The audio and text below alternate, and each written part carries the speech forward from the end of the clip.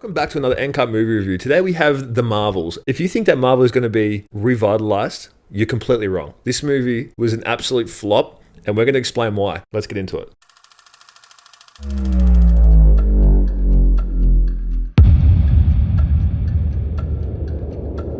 Listen, the plot of this film was the most easiest, stupidest written out plot I've ever experienced in my life.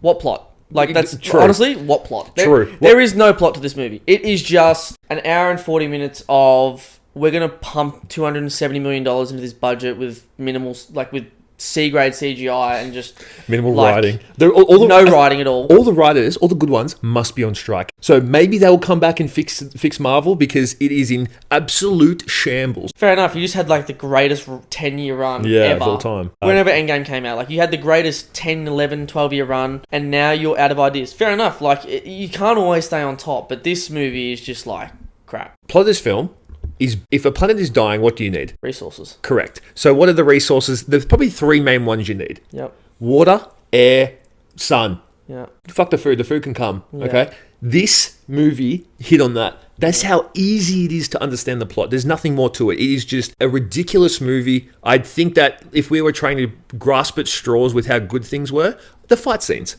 were quite good. I thought that the transition between Captain Marvel, Miss Marvel, and Monica Rambeau, I think when those people were going through their little transition thing, I thought that was quite good. Their fight scenes were awesome. But other than that, I really can't hit on anything else with this movie. Very much like the transitions of it with GTA 5. If you play GTA 5, you'll see that the transitions in this were very much the same. The basis of their abilities being interwoven was a cool concept, but you barely even see it, and when you do, it has a lot of inconsistencies. Yeah, so for sure. when somehow these three characters, their abilities become interwoven, they've all got a form of Captain Marvel's powers. So like Captain Marvel, I think uses light and power. I think Monica Rambeau can become light and power, so she can like go through objects, go through walls or whatnot. And Miss Marvel can create matter out of it, like by making sort of like the Green Lantern. She can make like big fists or like shields, that sort of thing. So every time they use their powers in this movie, they're meant to like swap. They swap places. Yeah.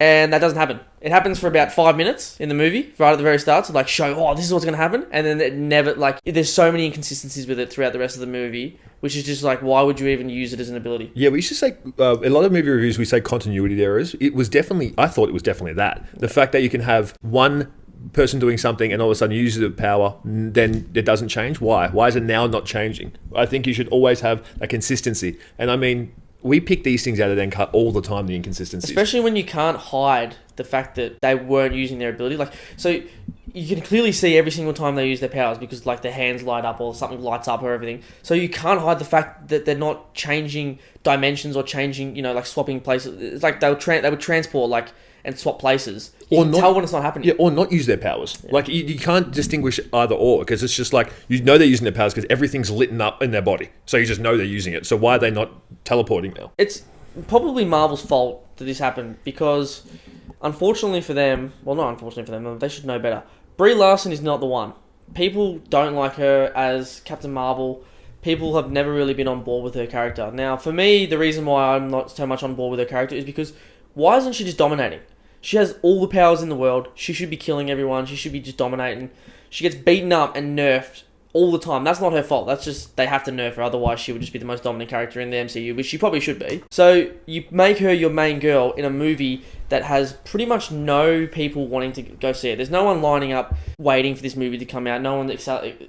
This isn't Iron Man 3. This isn't Captain America Civil War. It's just like, okay, this is like a filler movie. Exactly like when Eternals came out. There's no hype around it. No hype around this movie. There's no hype around Brie Larson. She herself looked tired of being Captain Marvel in this film. Like, she has no expression in this film whatsoever.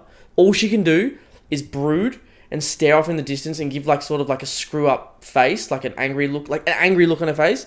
And it's just so annoying, honestly. Like, you see it once or twice, you're like, oh yeah, cool. Does it over and over and you're like, okay, we get it, you're angry. Yeah. There's more ways to show you're angry than to just do like a angry face, like a 4-year-old. The way she conveys emotion is like a 3-year-old. She doesn't have any emotion. She can't convey. Yeah, she can't convey anger. If she can't convey it, don't think you're angry. Just be placid the entire time. It actually might work out for your character, but it never does in this. No. It was just ridiculous. Like, it happened in last Marvel, but I want to take a different stance. I'm going to say maybe we were wrong. Maybe we were wrong about Captain Marvel. It was overprojected. Now, I thought that going into this, but now watching the movie, we were completely right. We were 100% on the money. She was outshone in this movie by a child actor. The actress that plays Miss Marvel, Camilla Khan, that's the character's name, outshone both the other friggin' Marvel girl, Monica, yeah, and Captain Marvel. I honestly think that they could have cut Captain Marvel and Rambo, fucking Sylvester Stallone, out of this movie and left Camilla Khan in there, and it would have been a great movie. Like, she held this all together between Brie Larson brooding in the one corner, Rambo fucking doing something, and us having no emotional attachment to this character, no interest in this character whatsoever, aside from the fact that her mum was in a Captain Marvel movie fucking 5 years ago that no one cares about. Her mum plays 17 different characters in Marvel too. And Camilla Khan is just the glue holding this, whatever this... What you could call this film. Of this film. Like, for the whole hour and 40 minutes that this movie goes for, Camilla Khan is the only bright spark in it. Literally the only bright spark in the whole movie. A scene in this movie is that they rock up to this planet where apparently Brie Larson is a queen there, and they sing for their language. So they're like, how they talk is through singing. Why are we doing a musical in the middle of a Marvel movie? Yeah, this might go down as possibly the worst scene, conception, idea, and scene in Marvel cinematic history. This is the bottom of the barrel for Marvel. I've never seen anything worse. I literally don't know what these writers are thinking when they're in their groups. Oh, this is going to be a good idea. Let's put Greatest Showman out there. Let's put Les Miserables into this, because people are going to love that. And if their target audience isn't now us, it needs to be with a $300 million budget. If you have a $300 million budget, which is one of the most expensive budgets in Marvel history, you need to be able to hit all your target audience. Otherwise, you're not making your money back and you're just failing. So what's the point of even putting this Les Miserables scene in here? Because no one's going to like it. I don't like Hairspray. I don't like...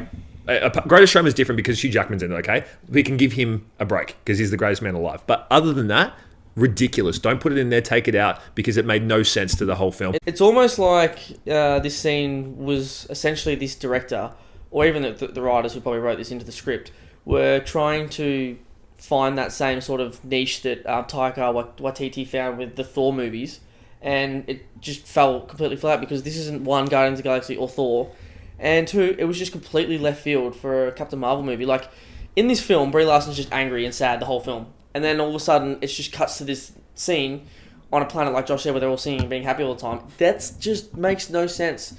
Yes, this is a Marvel movie, but it doesn't need to always be happy, lucky jokes all the time, la la la. Like, Iron Man was never like that. Captain America was never really like that, aside from Steve Rogers would make a couple of jokes here and there in Captain America films, but it would revert straight back to, Red Skull or whoever the bad guy was, and it being serious, Bucky Barnes and that. Whereas in these new Marvel iterations, it's almost like they don't know whether to be a children's comedy sort of happy-go-lucky movie or whether they want to be a serious comic book movie. Like, in the comic books, it's not always happy-go-lucky. This is probably due to the fact that Disney is just pushing more and more kid stuff because of the Disney streaming service. Yeah, the byproduct of Disney. Which is essentially made just for kids. But the villain in this movie was just atrocious. Like, it was Ronan 2.0. It was just a chick instead. Like, why are we rehashing villains? Even if it's comic book related, that regardless, put a new villain in there. And because, obviously if we've all watched Guardians of the Galaxy, they have the hammer, and the hammer is powered by the Power Stone. Why is now her hammer powered by this Power Stone? That was completely gone. Thanos got rid of that shit. So what's going on here? And how can she open up portals as well? That's like her whole mission.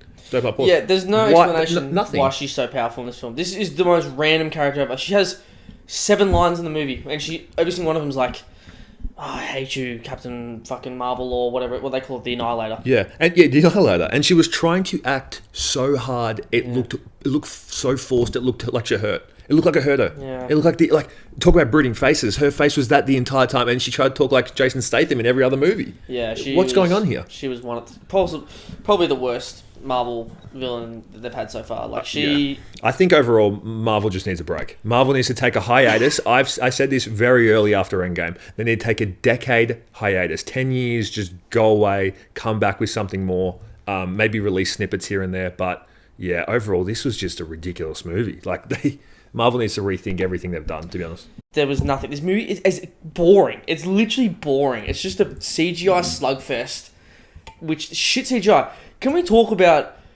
how Marvel CGI has just dropped dramatically since like Iron Man 3, Iron Man 2? Like the CGI in those early iterations, Phase 1, 2, and 3 was so much better than what it is now. It's so shit now. Yeah. It's like the scenes where Brie Larson's flying is you can tell it's just her, I don't know, on a harness with wind blowing her hair and just like a fake back. Like it's just mind-boggling how shit the CGI has gotten in Marvel. It's like they have cardboard behind her. That's how bad it is. Like it's not even a green screen anymore. They're not using this anymore. And like they're going caveman era. To even like prove further how like Marvel wasn't sure what direction to go in. They've almost fallen so far into this let's make it real funny buddy comedy movies. Like Nick Fury as a character is just useless now. He's literally just there for comedic relief. Yeah, he's not the same Nick Fury. A once great character by Samuel L. Jackson, who was full of a team leader, full of being stoic. Yeah, stoicism. Yeah, stoicism is now just like comedic relief when between moments of Brie Larson not knowing how to act or trying to be serious or trying to be like a cool character and Kamala Khan's character being like the young, goofy Tom Holland, Peter Parker vibe. It's just filler. He's just filler now. He's just like, oh, we've got a little bit of a scene now where we can't have Kamala and, Brie Larson, Captain Marvel talking to each other, so let's just fill it in with Nick Fury in the screen and make him say something funny or just a one word, not even witty line, just a line, one-liner. The best explanation I could probably give for you in of this film in a short little like summary, I guess, is there was a whole movie that happened off screen before this film and leading up to this film that you are just supposed to know and you have no idea what the hell is going on in it. That's literally what it feels like. There's so many scenes in this where they're sort of referring to things that happened off screen or in another world or whatnot, and you don't even understand it. And then it's just explained to you in like a 2-3 little sentence and a CGI scene, and you're just like, why didn't you show me that in a movie? Like, why? It was obviously important. That's how we got here in this movie, and yet we're just supposed to know? Yeah. Or we're supposed to just be like, see it in a 30-second montage, and we're like, oh, cool, okay. That's why they don't like so-and-so, or that's why so-and-so's in this mindset, or at this point in the movie. Like, that's so weak. And I don't want to spoil the ending either, but the ending was laughable. Like, you could have fixed it in the first 10 minutes of the movie. Yeah. Like, it's just that bad. The overall rating for me would be a solid 5%, but I want to give it a 10 just because Miss Marvel was so good. Like, Aman Vellani, she did such a good job acting. She was the only draw to this movie for me. She had very funny scenes in it. She had good fight scenes. Her character development was quite good. And the emotion was there. But everyone else, it was like wishy-washy. I didn't mind the Rambo character, but Jodie's right. There's really no development or nothing really. Like, you don't understand why she's there. But anyway, that's it. It's going to be 5%. Solid. Yeah, and like even touching off what Josh just said, like, she's gone as well, Kamala Khan. The actress left. Yeah. So, like, what was the point of having her? Like, I guess that she probably finished this movie, obviously, before she left, obviously. But where do you build off from now? She's unless they somehow get her back because she left because she didn't like the direction that Kamala Khan character was going because she knows the base material. It just shows you where Marvel is at the moment. They flopped with half of their TV shows that they've bought out, except for Loki. Loki's holding up the whole Marvel franchise right now. So my review for this would be, I'll give it like a 15%, only because I've seen a lot worse. Anyway, guys, it's been another N-Cut movie review. Don't forget to drop the sub, drop a like. We hit 100. Our next goal is now 200. Yeah, thank you for all the subs. We appreciate it. That was Brie Larson. She's knocking at my door. Yeah, anyway, guys, we out. Peace. Peace. And cut.